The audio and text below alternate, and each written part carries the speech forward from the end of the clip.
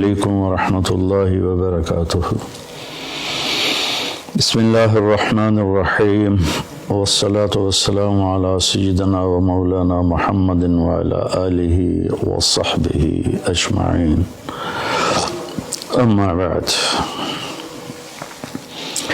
میرے عزیزوں، بھائیوں، دوستوں، بہنوں، بچوں، بچیوں، شعبان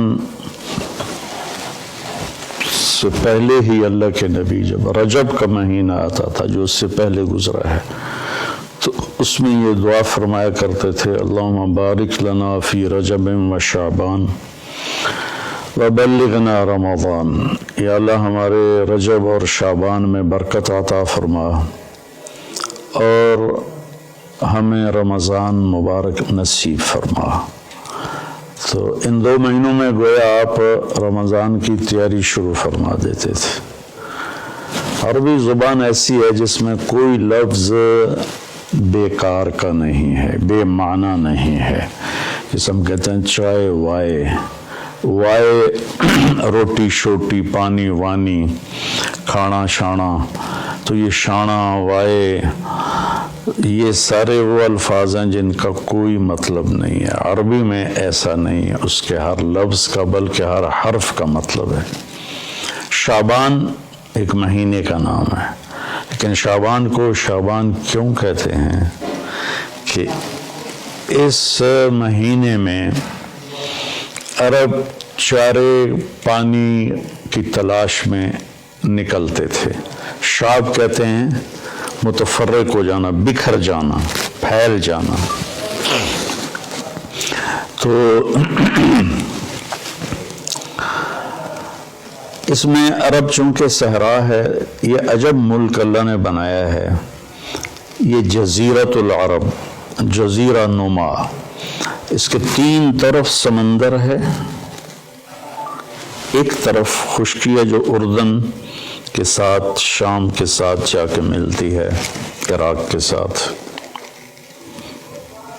اور 3 طرف سمندر ہونے کے باوجود یہاں دریا، ایک دریا نہیں، اتنے بڑے ملک میں پاکستان سے 5 گنا بڑا ہے اور ایک دریا نہیں، اور اتنی تھوڑی بارش ہوتی ہے۔ جزیرہ نما جو ملک ہوتے ہیں وہاں تو بارشیں مسلسل ہوتی ہیں اور دھڑا دھڑ ہوتی ہیں، لیکن اللہ نے یہاں کے پہاڑوں کو اس طرح سے ڈیزائن کیا ہے کہ بارش کی ہوائیں اس سے ٹکرا کے واپس ہو جاتی ہیں۔ اللہ نے اس خطے کو لک و دک صحرا بنایا، آج بھی صحرا ہے بہت، الربع الخالی، یعنی 1/4 حصہ سعودی عرب کا خالی پڑا ہوا ہے، اس کا نام ہی ہے 1/4 خالی حصہ، وہاں زندگی نشو و نمائی نہیں پا سکتی۔ تو عرب کا جو جغرافیائی ایک تھا سٹرکچر، اس میں وہ کسی ایک جگہ رہ نہیں سکتے تھے، چند ایک شہر تھے جو آباد تھے، باقی وہ ہر وقت وہاں پانی ہے تو پورا قبیلہ وہاں چلا جاتا تھا، پھر پانی ختم ہو گیا، پھر پانی پہ لڑائی جھگڑے، پھر کسی اور جگہ پانی کا سراغ ملا وہاں چلا گیا۔ تو پانیوں اور چارے والی زمین کی تلاش کے لیے شعبان میں یہ نکلتے تھے، اور پھر آ کر اپنے سردار کو خبر دیتے کہ وہاں چارہ ہے، وہاں پانی ہے، پھر پورا قافلہ موو کر کے وہاں چلا جاتا تھا۔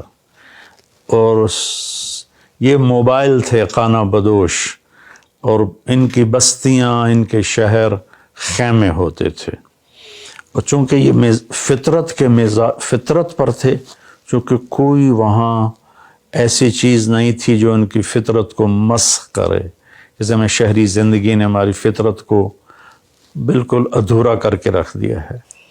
ہم نے آج تک چمکتا چاند نہیں دیکھا، تاروں بھری اندھیری رات نہیں دیکھی، ستاروں کی مسکراہٹ نہیں دیکھی، سورج چاند کی خوبصورت نورانی ہم نے اس کی شعائیں نہیں دیکھیں، کرنیں نہیں دیکھیں، تو وہ لکو تک میدان تھا.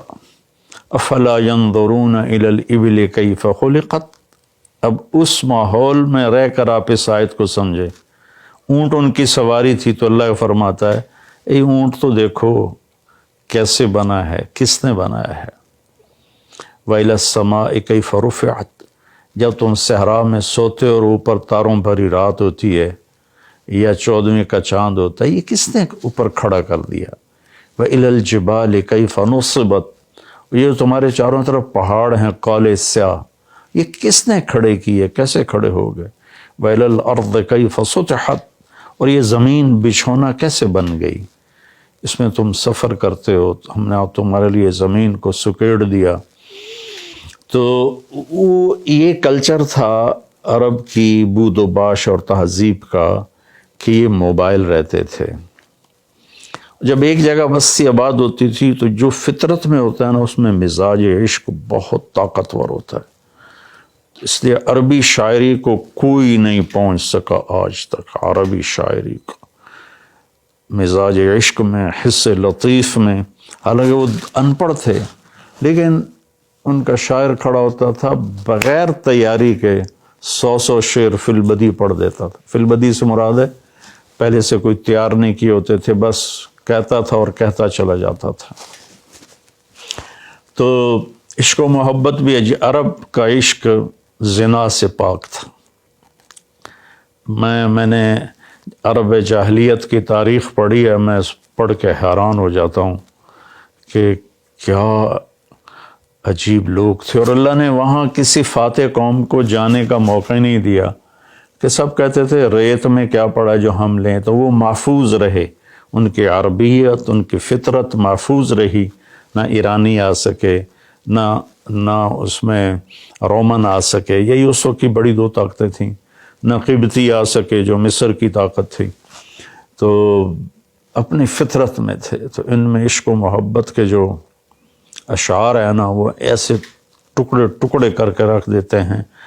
ترجمہ نہیں عربی، اگر عربی کی فہم ہو تو آدمی روئے بغیر رہ نہیں سکتا ہے.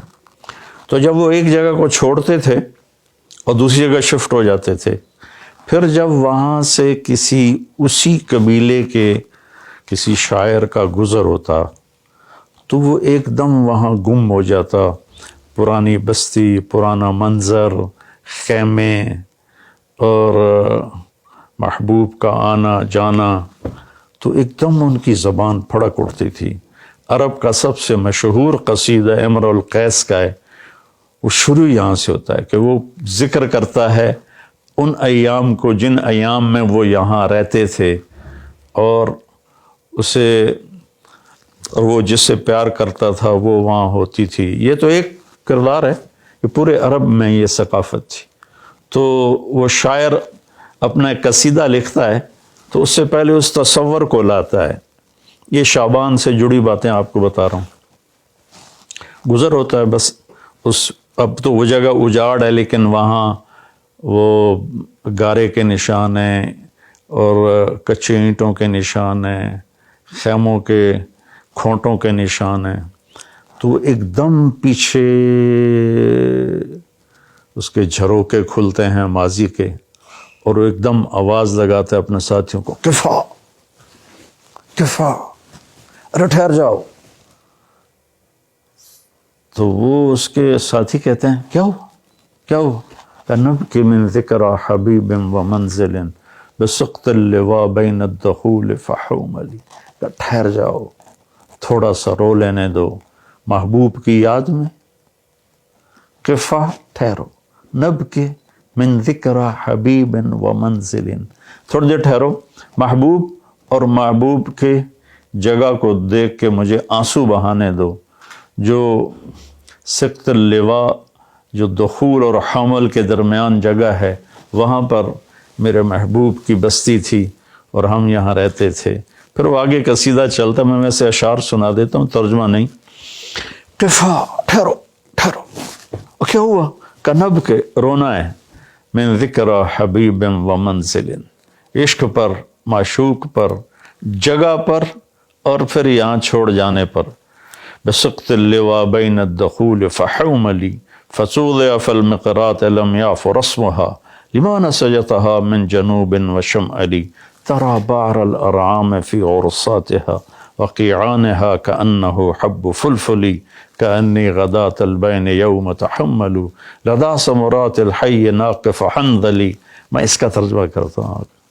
وہ کہتا جب وہ قافلہ وہاں سے چل رہا تھا اور سارے جا رہے تھے اور شفٹ ہو رہے تھے اور میرے جانے کی کوئی ابھی سبیل نہیں تھی، تو میں ان کو جاتے دیکھ کر میرا حال وہ تھا جو حنظل، اس کی مثال میں دوں گا، ہماری عورتیں پیاز کاٹتی ہیں نا تو اس سے ایک گیس نکلتی ہے جس سے آنسو نکلتے ہیں بے تحاشا، جیسے کوئی بہت ہی رو رہا ہو.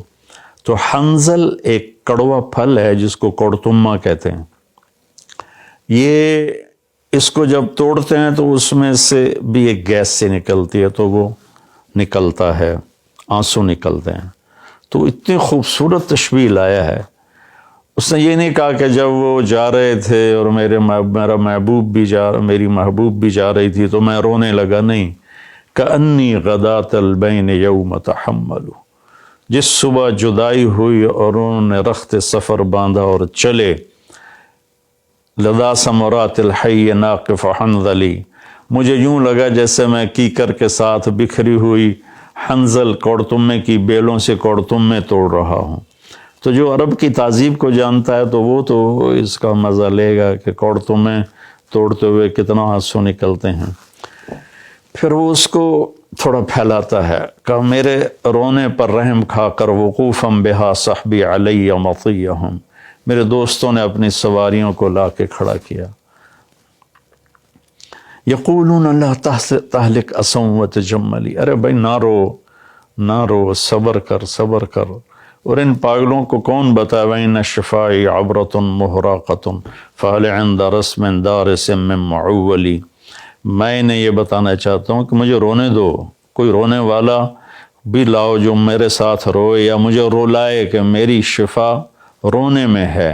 فَفَاضَتْ دُمُوعُ الْعَيْنِ مِنِّي صَبَابَةً عَلَى النَّحْرِ حَتَّى بَلَّ الدَّمْعُ مَحْمَلِي، بس پھر میرے آنسو ساون بھادوں کی جھڑی بن گئے اور میں اتنا رویا کہ میرے اونٹ کا پالان بھی سارا کا سارا تر ہو گیا. شعبان کے مناسبت سے میں نے تھوڑی آپ کو عرب کی تاریخ بتائی ہے، عرب کی تہذیب بتائی ہے، لیکن اس میں جو کہنا تھا وہ یہ تھا کہ شعبان رمضان کی تیاری ہے، شعبان رمضان کی تیاری ہے. تو اس میں میرے بھائیو ہم اگر کوئی کبیرہ گناہ میں ہیں تو توبہ کریں، چھوڑنے کی کوشش کریں یہاں تک کہ رمضان تک بالکل چھوٹ جائے.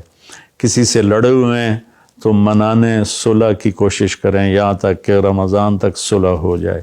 کسی کا حق مارا ہوا ہے تو اس سے جا کے دینے کی طاقت ہے تو فوراً دے دیں، ورنہ معافی مانگ کے کہیں بھی میں آہستہ آہستہ ادا کر دوں گا.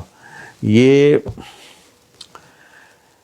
رمضان سے پہلے رمضان کی تیاری، رمضان میں انٹر ہونا ہے کبیرہ گناہوں کو چھوڑ کر، لوگوں کے حق تلفی کو چھوڑ کر، گالی گلوچ کو چھوڑ کر، ظلم و ستم کو چھوڑ کر، اور رشوت، چور بازاری، کھوٹ، اس کو چھوڑ کر. بھائیو اللہ کی قسم اٹھا کے کہتا ہوں حرام میں کچھ نہیں رکھا، گناہوں میں کچھ نہیں رکھا. اور اللہ کی قسم اٹھا کر کہتا ہوں ساری بھلائیاں، ساری خوبیاں میرے اللہ اور اس کے رسول کی اطاعت میں ہیں. اللہ کے واسطے ہم باقی گناہوں سے بھی توبہ کریں اور فرقہ واریت سے بھی توبہ کریں. یہ میرا کرتا ہے نا، یہ ہے اسلام، اور اس کے اندر یہ بنیان ہے، یہ میرے عقائد ہیں اور میرے ذاتی اعمال ہیں. اسلام تو سب کا ایک ہی ہے، ان الدین عند اللہ الاسلام، شرع لکم من الدین. تو دین تو سب کا ایک ہی ہے. آگے چھوٹی چھوٹی باتوں پہ فرقے بن گئے ہیں، جنازے کے بعد دعا پڑھنی یا نہیں پڑھنی اس پر ہی فرقہ بنا پڑا ہے.